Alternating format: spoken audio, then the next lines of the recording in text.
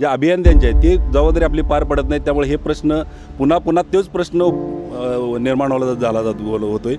काम दर्जात्मक होते का नाही हे बघण्याची जबाबदारी त्या अधिकाऱ्यांची आहे।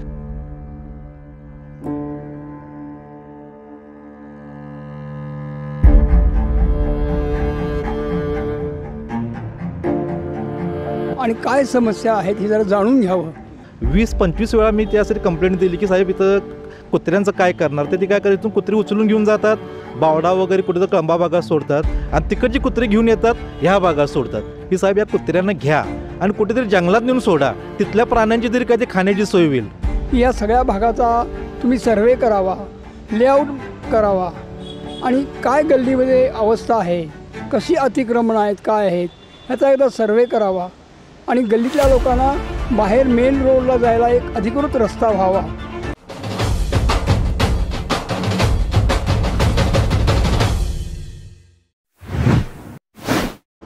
नमस्कार, माझा प्रभाग माझा सवाल या सेगमेंटमध्ये आपलं स्वागत आहे। मी सई कुलकर्णी आणि आज आपण आलो आहे शास्त्रीनगरमध्ये, जे मंगलमूर्ती हॉस्पिटल आहे त्याच्या जवळचाच एरिया आहे आणि इथल्या लेडीजना काय काय समस्या आहेत, काय काय प्रॉब्लेम आहेत हे जाणून घेण्याचा प्रयत्न करतो आहे। तर काकू तुमचं नाव काय? शैला प्रशांत अनेकर। इथं काय काय समस्या आहेत? इथं आमच्या इथे रस्ता स्वच्छ होत नाही, कचरा निघत नाही, गटर साफ होत नाहीत, ती माणसं येतात वेळोवेळी? वेळेवर येत नाहीत ते माणसं, लोटा येतात खरं, कचरा येतात। किती दिवसातून एकदा येतात? रोज असतात खरं। मग गटारी कशा साफ होत नाहीत? मग गटर पाठीमाने येतच नाही, ती तिथं येता येत नाहीत ना आमच्या पाठीमाने, त्यांना उतरता येत नाही म्हणून ते अवघड आहे तिथे यायला, म्हणून ते येत नाहीत। मग आता ह्याच्यावरती काय उपाय काय केला पाहिजे? उपाय नगरसेवकांनी तसं हे करायला पाहिजे आणि त्यांनी केलं या इथनं पुढं पण ते करणारच आहेत खरं। कुणी? नियाज खान। काय पाणी नसलं की पाणी येते, टँकर येतात, गटार काढत नाहीत, त्यामुळे डास भरलेत पाठीमागच्या बाजूला आणि पुढच्या बाजूला एक झाडाची घाण पडते, सगळी फुलं पानं, ते रोज कुठं लोटायला येतात, ते सगळं दारात घाण असते। बाकी सगळं चांगलं काम आहे त्यांचं, येऊन चौकशी करून जातात घरी येऊन। समस्या इथे कोणत्याही प्रकारची समस्या नाही आहे। ज्याचप्रमाणे विलास पाटील काम करत होते त्याचप्रमाणे नियाज खान काम करतात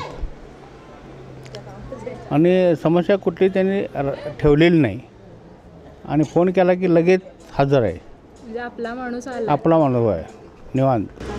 आम्हाला काय आता या माणसाला जर हा आला तर कोणत्याही प्रकारची तक्रार राहणार नाही। म्हणजे आतापर्यंत त्यांनी सगळं सुरळीत केलेलं आहे। अजून काय आहे का की जे आता केलं पाहिजे? आता काय करण्यासारखं काय नाही आहे, आता म्हणजे व्यवस्थितपणे सगळ्या बाजून आहे। आता पाणी आलं नाही तर लगेच फोन केला की लगेच ते माणसं गाड्या टँकर मागवून घेतोय, बाकी सगळं व्यवस्थितपणे सहाय्य करतोय। माझं नाव शीतल पाटोळे। आमच्या भागातील नगरसेवक कामाचं स्वरूप त्यांचं खूप सुंदर आहे। पाणी जर आलं नसेल तर दिवसातून 2-3 टँकर आमच्याकडे पाठवले जातात। लाईटीची चांगली सोय आहे, कचरा उठाव एकदम चांगला होतो। डेली जर एक दिवस जरी नाही आले तरी लगेच आम्ही कॉल केला की लगेच दुसऱ्या क्षणाला ते हे पाठवतात, कचरेवाले त्यांना पाठवून देतात। त्यामुळे ह्या भागात नगरसेवक आम्हाला तेच हवेत, आमचेच नगरसेवक आम्हाला मिळावेत। सारिका अमोल कोरी। आमच्या इथं काही बाकी प्रॉब्लेम नाही, फक्त मागं गटारीचा एवढाच प्रॉब्लेम आहे। ते गटार एवढं व्यवस्थित काढायला येत नाही, बाकी पाणी वगैरे आले नाही तर भैया लगेच नियाज खान एक फोन केल्यानंतर लगेच टँकर वगैरे पाठवतात।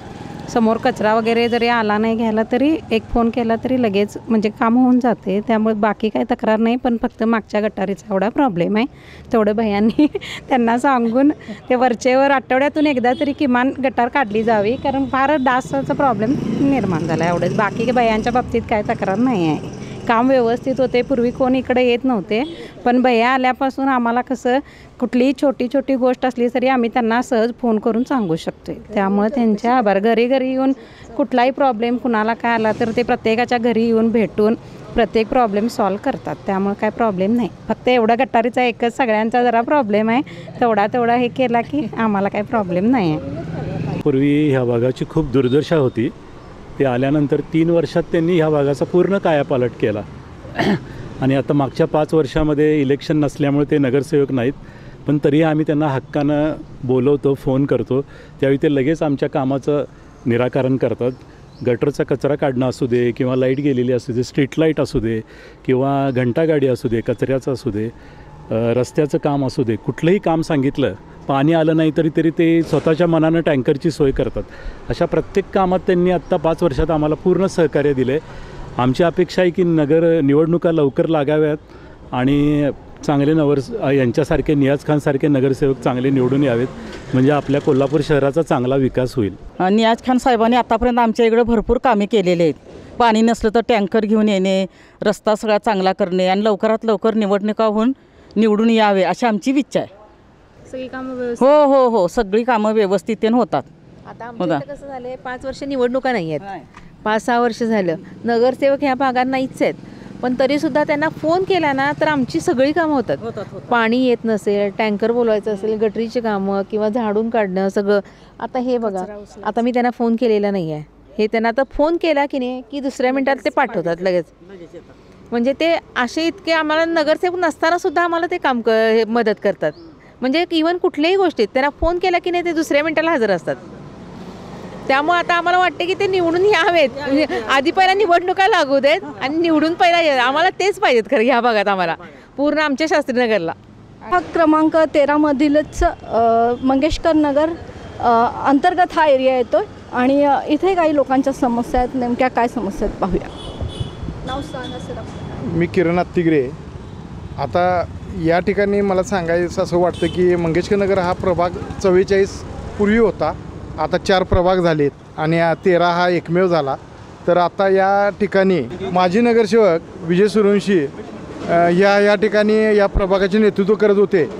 परंतु आता गेले 6 वर्ष 7 वर्ष प्रशासकीय राज्य चाललेलं आहे आणि या अंतर्गत येथील शिवसेनेचे जे रणजित मंडलिक आहेत यांनी या मंगेशकर नगर प्रभागामध्ये विद्यमान आमदार राज्य नियोजन मंडळाचे कार्याध्यक्ष राजेजी क्षीरसागर साहेबांच्या फंडातून या ठिकाणी तुकारामाई तालीम मंडळापासून भैरवनाथ चौकापर्यंतचा जो ड्रेनेज लाईनचा जो एक महत्त्वाचा भाग होता, म्हणजे जिथं कायम समस्या असायची ती त्यांनी पूर्ण केली.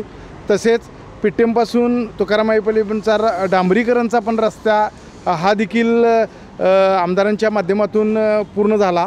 त्याचबरोबर आता इथं विहिरीवरला जो रोड आहे विद्यमान आमदारांनी तो पूर्ण करून घेतला. तसेच अमरदूर मंडळ परिसरात एक चांगला RCC पॅसेज चांगल्या पद्धतीची, जिथं वड्याची एक समस्या होती ड्रेनेज लाईनचे आणि गटरीचे पाणी बाहेर यायचं, ते देखील तिथं मार्गस्थ लागला.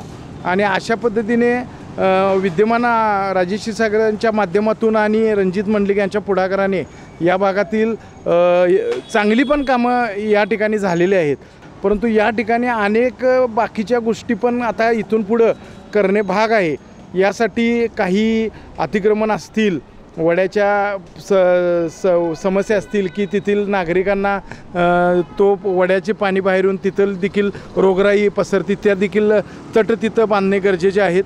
काही रस्ते थोडे अपुरे आहेत ते पूर्ण करणे, गटरी पूर्ण करणे, त्याचबरोबर चांगल्या पद्धतीचे लाईट्स देखील या ठिकाणी बसवणे गरजेचं आहे. आणि येणाऱ्या महानगरपालिकेमध्ये चांगल्या पद्धतीचं जर नेतृत्व केंद्रात मोदी सरकार आहे, राज्यात शिंदे सरकार आहे, त्यामुळं चांगल्या पद्धतीने देवेंद्र फडणवीस सरकार आहे, चांगल्या पद्धतीत जर फंड महापालिकेला जर आला तर 100% कोल्हापूर शहराला विकासाकडे नेणार, यात काही शंका नाही. त्यामुळं नागरिकांनी काय ठरवायचं आहे ते त्यांच्या मतपेटीतच ठरेल. बरेचसे ह्या प्रभागाचे प्रश्न प्रलंबित आहेत आणि मी शिवसेनेचा कार्यकर्ता उपजिल्हा प्रमुख म्हणून आम्ही राज्य नियोजन मंडळाचे कार्यकारी अध्यक्ष राजेश क्षीरसागर यांच्या फंडामधून मंडलिक वसाहतमध्ये आम्ही 20 लाखाचा फंड रस्ते आणि गटरसाठी मंजूर केला होता. रस्ते आणि गटर ह्या आता पावसाळ्यामुळं ती कामं काय थांबली होती, आता ती कामं 1-2-3 दिवसात सुरू होतील. त्याचप्रमाणे पलीकडं महालक्ष्मीनगरमध्ये पाथवेसाठी 10 लाख रुपये साहेबांच्या फंडातून मंजूर आहेत. त्यानंतर मंगेशनगरमध्ये सुद्धा गटर आणि रस्ते, जांभळी गल्लीमधला रस्ता वगैरे असे बरेचसे कामं जे प्रलंबित प्रश्न होते ते असे बरेच आम्ही सोडवत आणलेले आहेत. अजूनही कामं बरीचशी प्रलंबित आहेत, ती अजून करायला पाहिजे. पण कॉर्पोरेशनचे अधिकारीसुद्धा ह्या गोष्टी आता ज्यांनी म्हटलं, कॉर्पोरेशनच्या अधिकाऱ्यांनी लक्ष द्यायला पाहिजे. ज्यावेळी काम केलं जाते त्या कामाच्या ठिकाणी थांबून अधिकाऱ्यांनी टेक्निकली काम बघून त्याची दर्जा तपासला पाहिजे आणि ते काम बरोबर होते का नाही हे महानगरपालिकेच्या अधिकाऱ्यांची जबाबदारी आहे. ह्या चौकामध्ये कायम प्रश्न असतो आहे आणि आम्ही त्याचं सोल्युशन पण सांगितलं, पण ते सोल्युशन होतच नाही. परत नुसता तात्पुरतं हे केलं जातं आहे आणि दरवर्षी परत तोच प्रॉब्लेम. दरवर्षी त्या चौकामधला पेपरला फोटो असतो आहे, दरवर्षी हा चौकातला रस्ता खराब असतो आहे. पण त्या कॉर्पोरेशनच्या अधिकाऱ्यांनी परवा क्षीरसागर साहेबांनी सुद्धा सर्व अधिकाऱ्यांना बोलवून मीटिंग घेऊन हा प्रश्न मांडला आणि अधिकाऱ्यांना त्या दिवशी झापलं पण साहेबांनी. पण ह्या अधिकाऱ्यांची जबाबदारी, ह्या अधिकाऱ्यांच्यामुळे हे लोकप्रतिनिधी तुम्हाला फंड या प्रभागासाठी या कामासाठी फंड देतात, पण ती काम दर्जात्मक होते का नाही हे बघण्याची जबाबदारी त्या अधिकाऱ्यांची आहे, ज्या अभियंत्यांची आहे. ती जबाबदारी आपली पार पडत नाही. त्यामुळे हे प्रश्न पुन्हा पुन्हा तोच प्रश्न निर्माण होतो आहे. कारण या चौकातला प्रश्न गेले कित्येक वर्ष तो प्रश्न तिथंच आहे. तो ज्याच्यावर तुम्ही उपचार केला ते राहते बाजूला तिसरंच त्याच्यावर लावलीजाव केला जातो आणि तो प्रश्न हे पेंडिंग पडतो आहे. त्यामुळे ह्याच्यावर कायमस्वरूपी उपचार केला पाहिजे. या प्रभागातील जे मोठा प्रश्न या भागामध्ये आहे तो हा जयंती नाल्याला, ज्या रेणुका मंदिर ते महालक्ष्मी नगरपर्यंत एवढ्याच या जयंती नाल्याला एवढ्याच भागामध्ये रिटेनिंग वॉल अजून झालेलं नाही. त्यामुळे दर पावसाळ्यात पुराचं पाणी येते आणि लोकांच्या घरामध्ये जाते. त्यामुळे रिटेनिंग वॉल ही इथं गरजेची आहे. आणि राज्य नियोजन मंडळाचे कार्यकारी अध्यक्ष आमदार राजेश क्षीरसागर साहेब यांच्या आम्ही माध्यमातून आम्ही हे त्यांच्याकडे प्रस्ताव दिलेला आहे. लवकरच साहेबांनी पण आम्हाला शब्द दिला आहे की या रिटेनिंग वॉल त्यांनी मंजूर करून देण्याचं त्यांनी आश्वासन दिलं आणि ते लवकरच काम होईल आता.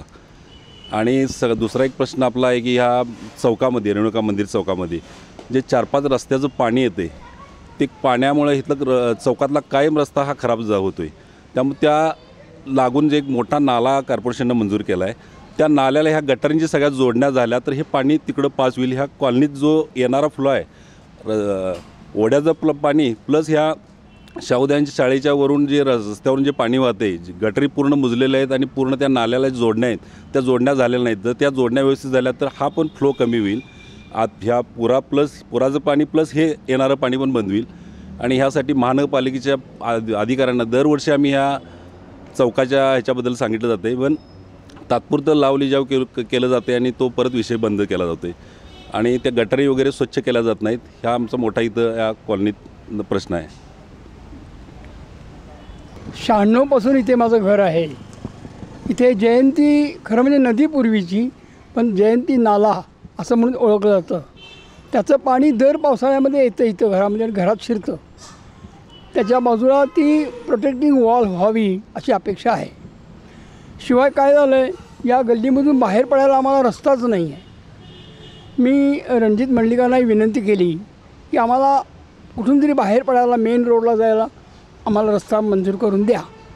खरं म्हणजे प्रशासनाकडं माझी विनंती अशी आहे की या सगळ्या भागाचा तुम्ही सर्वे करावा, लेआउट करावा आणि काय गल्लीमध्ये अवस्था आहे, कशी अतिक्रमणं आहेत, काय आहेत ह्याचा एकदा सर्वे करावा आणि गल्लीतल्या लोकांना बाहेर मेन रोडला जायला एक अधिकृत रस्ता व्हावा. निवडणुका लागलेत, काय अपेक्षा आहेत लोकांच्या, तर मला असं वाटतं की निवडून येणाऱ्या प्रतिनिधींनी त्या भागामध्ये जावं, काय समस्या आहेत लोकांशी संपर्क करावा, संवाद करावा आणि काय समस्या आहेत हे जरा जाणून घ्यावं. आता